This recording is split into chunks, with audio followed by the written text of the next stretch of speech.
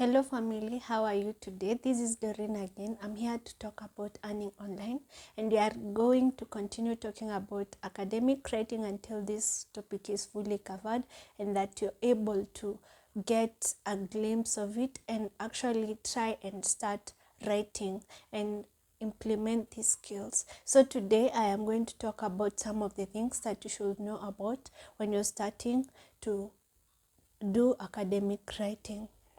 The first thing that you need to know and do is ensure that your work is of high quality. For instance, if your employer or your client or you have an account and you do your first paper, you have to ensure that you do the best that you can, because the first paper will market you and will give you an opportunity to get a second, a third, a fourth, and a fifth paper, and allow you to become an expert eventually. And you will have many people that you can work with and work for, or even become an employer eventually. So you always have to ensure that the essay is perfect, the referencing is perfect, there is no plagiarism in your work, you don't use AI tools, you give high quality work that is proofread, that when someone reads, they know and they believe that you can give them the best. The second thing that you should do and know about is observing deadlines. In academic writing, there are deadlines for which you should observe when you're working on a paper. For example, if you've been given an assignment to write on, you should know that there's a limit. You're given like 2 days, 48 hours, 24 hours, a week. You should deliver the work before the deadline or by the deadline. Why? Because here, as much as time is not taken so seriously in Kenya by most of the lecturers in Kenya, out there deadlines mean a lot, and there are some lecturers, actually most lecturers have policies that deduct you marks every day that you don't submit. If you're late by 24 hours, if you have a mark of 80, if your paper that you did scored 80, you're going to get 70. You're deducted 10% every day, or 20% penalty for each day that you're late for the work. Okay, so you always have to ensure that you deliver by the deadline. Also, the portal can be closed before you deliver your work. How are you going to deliver? Especially for those who are taking classes. So you need to always make sure that you submit your work before or by the deadline. So the best time is before, because by the deadline you don't know.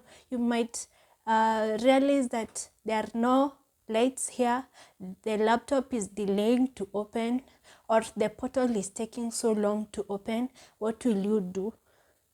So it's always good to make sure that your work is delivered before the deadline.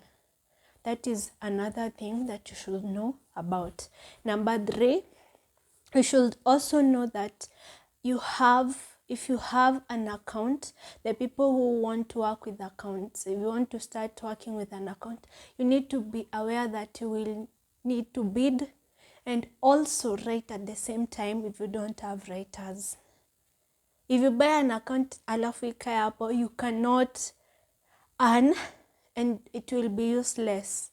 It's like you're not employed or you don't have a source of income kabisa. So you need to have someone to bid for you, or you bid and write at the same time, which can be hectic. So you'll need someone to bid while the other person is writing, or you bid and give the writers jobs. You see, so you always have to know that you need to have a bidder. So another thing that you should be aware of is that most of the best time to bid as someone who has an account is at night, especially for these big accounts. Why? Because that is the time that most people post their jobs. Between 6 p.m. and 6 a.m. the following day, you have so many chances of landing an assignment or a project. So that is the best time to bid. So, and also if you're a writer, you always have to expect to work at night sometimes, and even maybe every day, depending on the person you're working for, because there are people who prefer to work at night, and maybe their work have short deadlines like 2 hours, 3 hours, 4 hours. So you have to be very ready to work during the night and sleep during the day, or find your own time to sleep. So writing, that's how it is. You have to be very committed, you have to be very passionate and very ready to deliver no matter the circumstances. That is what writing is about. So the next thing that you need to know about are the terms that are used in writing. As an academic writer, there are terms that you should expect, and you will come across, even if you don't know about them, you will come across these terms, such as CPP. CPP is charges per page. Charges per page means the amount of money that you charge a client, charge an employer, or charge the account to pay you per page.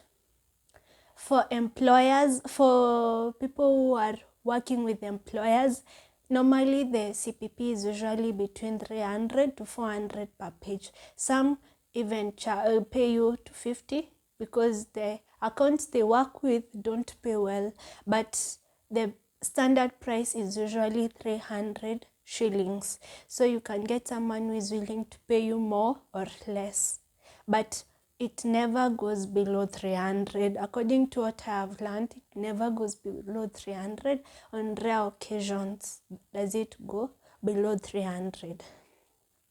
Now, in another thing that you need to know about, for those who are working with accounts, the CPP varies. It can be between $5 to $12, even up to $50, depending on the account and depending on your client. There are clients who are willing to pay more, there are clients who are willing to pay less, but it never goes below $5 per page. So if you want that is for accounts. For direct clients, the standard price I have seen is $10. That is what happens most of the time. $10 per page, $10 per page. So if you're lucky to get a direct client, you have a very standard price that you can charge. Also, the good thing with direct clients is that you can become friends, and they can even become your source of being rich. For example, you can get someone who is willing to give you money freely, 100,000, 200,000, depending on how well stable they are financially. Yeah, so that is a term that you should know about, CPP, charges per page. The next term that you should always know about is POD. POD means pay on delivery. When you finish your work and submit to employer, it shouldn't take more than 24 hours before they pay you. So you pay, you deliver, you paid. That is pay on delivery. Then we have POA. POA means pay on acceptance. So this person is going to pay you once the paper has gone through or it has been approved. For those who use accounts, their papers are mostly POA because they have specific, there are some accounts that have specific times that they pay. There are some that pay between 1st and 5th, others pay between mid-month, others pay once a month. Depending on the time that the account pays, you will be paid once that order has been approved by either the admin or the client, depending on your account. Okay, so POA means pay on acceptance, okay, or approval. Okay, yeah. So the next thing that you need to know about is revision. The word revision. When you hear someone telling you you need to revise your work or you have a revision, it means that you have to redo your work or correct some areas or improve your work. It's just like making it look better. It's not like the revision that we used to do in high school or kampoati revising for my paper, for my exam. No, it's correcting the paper and making it better, or redoing it afresh to make sure that the points that were missed are corrected or included. Okay, the next thing that you need to know about are technicals. When you hear someone saying technical, it means that they have a paper that is technical, which includes the medical papers, the statistics papers, all those difficult courses, the difficult ones, not the normal essays, the ones that require a bit higher expertise, such as IT, statistics, engineering. Those are technicals, and they are paid higher with a CPP of more than 400 shillings per page, because they are harder. Also, they are paid according to tests. Let's say you have been given a maths paper with 20 questions. That paper you can be paid like $50 or 5,000 shillings, depending on your employer and the person that is working with you. So you need to know about the term technical. Urgent.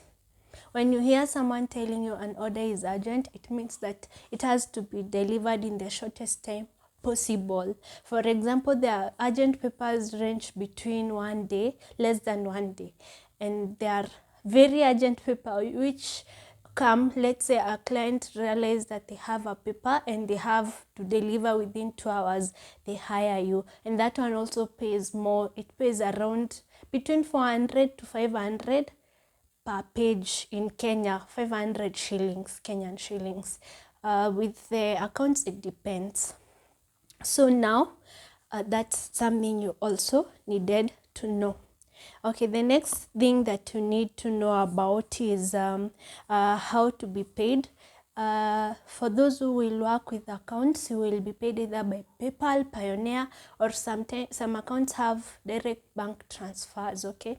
And if you're working with an employer, you will most likely be paid through M-Pesa, especially in Kenya, M-Pesa or direct bank transfer, depending on how your employer prefers it to be. So that those are the main ways that you're paid as a writer in Kenya, either by M-Pesa or direct bank transfer. Also, accounts pay via PayPal, Payoneer and PayPal are the safest, but I think Payoneer is much more safer than PayPal, because Payoneer will always have your money out. Like, I've never encountered any problems with Payoneer actually, but PayPal can have delays, but it is also a method that is commonly used. And then direct bank transfers. So those are the things that you should always know about when you want to become an academic writer. And I encourage you to try it out, because it is an amazing career if you're passionate, and if you're the person that really wants to go there and make a lot of money. So although I have to also inform you that there are 3 seasons. So this one for January, this one for April, and this one for August.